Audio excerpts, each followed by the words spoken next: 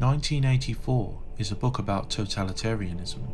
It is set in an alternative London which is ruled by the one-party state of Oceania, one of three vast superstates that dominate the planet.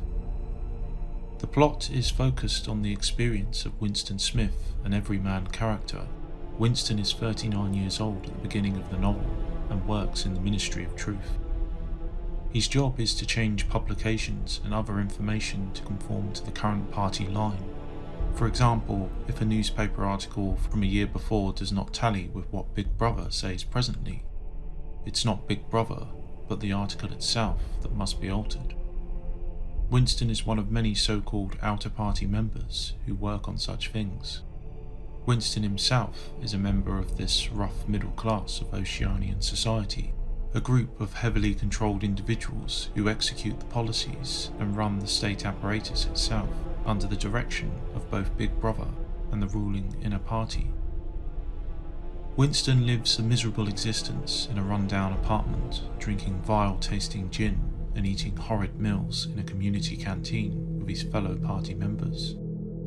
He lives alone and is seemingly a lone voice in his own rebellious thoughts in a world where even thought itself is, in theory, heavily controlled by the concepts of doublethink and also Crime Stop. At the opening of the story, Winston starts to keep a diary in which he relates significant events in his own life. This act, in and of itself, is a serious offence in the totalitarian society of Oceania.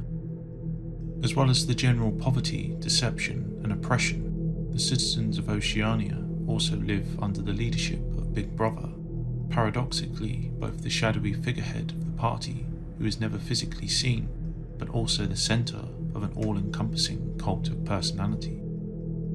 Big Brother's visage and voice are ubiquitous. His face is plastered across London and Oceania generally. His hypnotic stare is an enduring menace or reassurance depending on one's perspective. Big Brother's face is on posters, telescreens and even the currency that are the ordinary objects of Winston's general existence. Book 1 is essentially Orwell's world-building phase of the book. We follow Winston as he relates his experiences through the diary he keeps, and also his own private rebellion, or rather expansion of it. Winston relates that he has always had unorthodox thoughts, thought crimes as the party terms them, or private musings and ideas that do not conform to the party line. In Book 1, Winston is very much an isolated rebel against the party. At this stage we find out that he has a particular interest in two people, the other main characters of the plot. The first is a woman some years younger than him, a dark-haired attractive girl who we later find out works in PornSec, the department of the Ministry of Truth that creates pornographic material for prole use. Winston is initially afraid of her due to the tendency of such women to be among the most fanatical adherents to the party. We later find out her name is Julia, though Orwell never reveals her surname. Winston suspects she may be secretly following him, suspecting he has unorthodox tendencies. When he visits a prole shop, another dodgy act, he finds her indeed following him, contemplates killing her before she can denounce him. Winston is both attracted to, but also repulsed by Julia simultaneously. The second individual Winston is interested in is O'Brien. O'Brien is a member of the inner party, the ruling elite of Oceania, and so we might assume Winston is similarly wary of him. Winston, however, suspects that O'Brien himself has heretical tendencies, or could at least understand Winston's own thoughts and perspective. Winston's personal journey continues until a breakthrough moment in which his own personal and private rebellion evolves into an interpersonal one. Julia in fact reveals herself to be just as unorthodox in her own way.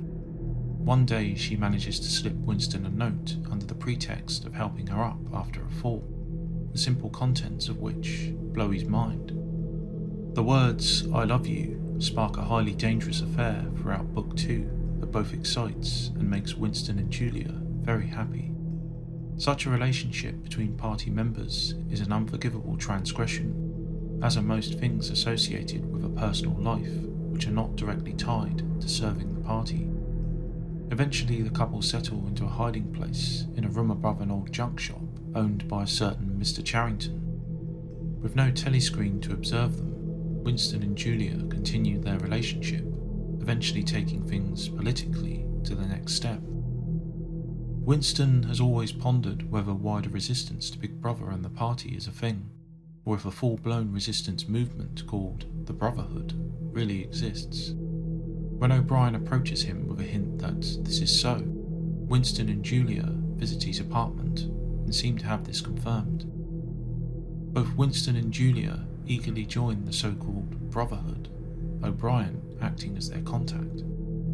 As part of the initiation into the rebel group, Winston has covertly smuggled a copy of a book called The Theory and Practice of Oligarchical Collectivism, supposedly written by Emanuel Goldstein, an early leader of the party who became a rival to Big Brother himself and was subsequently condemned and forced into exile.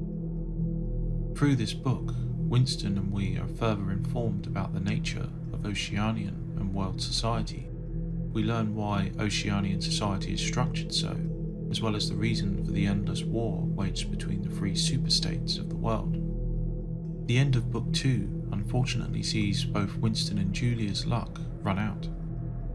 Having once more retired to their room, they are finally cornered and captured by the Thought Police. Book 3 follows the gruesome events of Winston's initial capture and eventual reintegration into Oceanian society. One scary truth Winston learns is just how powerful and pervasive the party and Thought Police are. Both Mr. Charrington, a seemingly benign old man who owned the shop under Winston's room, as well as O'Brien himself, were in fact agents of the Thought Police, totally loyal to Big Brother. Book 3 hosts some of the more infamous scenes of the novel. Winston is beaten and broken down through relentless questioning and humiliations. Through interrogation sessions that last from weeks to months, O'Brien breaks down Winston psychologically, eroding his heretical beliefs. For example, that the past exists independent of party manipulation. Broken both physically and psychologically, Winston's transition from rebellious individual to good-thinking party member is completed by the close of the book. O'Brien and the party use Winston's phobia of rats to break him completely in a place called Room 101, the area of the Ministry of Love where each dissident faces their worst and unendurable fear. The last shred of individual rebellion is Winston's love for Julia. Though Julia herself was quickly broken and remoulded into a good party member, Winston himself is forced to no longer love her finally when a cage containing rats is attached to his face. The implication being that barring the suitable response, they would be set upon him. Completely losing it, Winston screams, "Do it to Julia," and so the love he feels for her is finally stripped from him. The last obstacle to Winston's full submission is removed. The novel ends with Winston released, sitting in the Chestnut Tree Cafe. Having met Julia again, both are revealed as hollowed-out, good, thoughtful party members, totally uninterested in rekindling their illicit relationship.